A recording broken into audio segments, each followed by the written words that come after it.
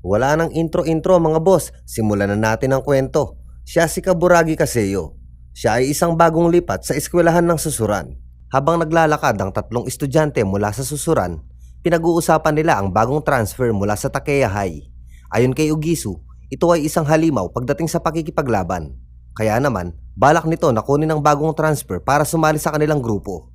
At sa hindi inaasahang pagkakataon, nagtanong si Kaseyo sa tatlong ito. Hindi siya sinagot ng tama at inangasan lang siya ng mga ito. Habang inaangasan nila si Kaseyo, biglang dumaan ang isang magandang sasakyan at muntik na silang masagasaan. Sakay nito ang isa pang bagong lipat sa Susuran High School. Siya si Kagami Ryohei. Hindi nagustuhan ni Kaseyo ang inasal nito. Kaya pinuntahan niya si Ryohei at kinumpronta niya ito para humingi ito ng tawad. Subalit inangasan lang din siya ni Ryohei, tsaka ito umalis. Kasabay nito ay nagaganap ang opening ceremony sa Susuran.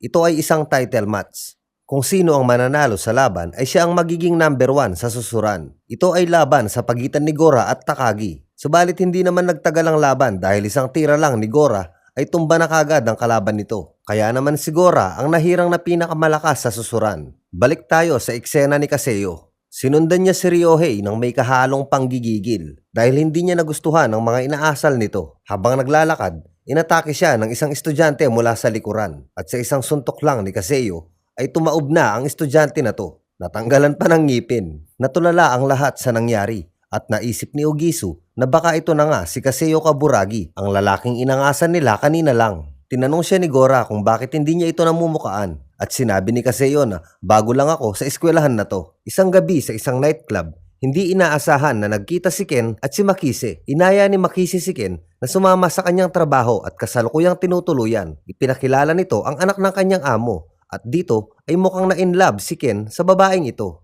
Kaya dito na rin siya namalagi para matulungan na din sa trabaho si Makise. Sa kabilang banda, kinausap ni Ugisu si Kaseyo para imbitahan sa kanilang grupo. Ang grupong ito ang pinakamaliit sa Susuran dahil 3 lamang sila. Sinabi ni Ugisu na kung magkasama tayo, may pagkakataon tayong sakupin ang Susuran. Subalit parang walang interes dito si Kaseyo. Tapos ay pinakita ni Ugisu ang power ranking ng eskwelahan at sinabi ni Kaseyo na mga isip bata kayo, saka ito umalis. Dahil si Kaseyo ay walang balak na sakupin ang Susuran o makipagtagisan ng lakas at galing sa mga estudyante dito. Ang number 4 sa power ranking ay si Tamotsu Honda. Siya ay second commander ng grupo ni Gora. Ang number 3 naman ay si Soshi Terashima. Siya ay kabilang din sa grupo ni Gora at leader ito ng 5 Shaimas. Ang number 2 naman ay si Tetsuji Takagi. Siya ang tinalo ni Gora sa opening ceremony at under na din ito ngayon sa grupo ni Gora.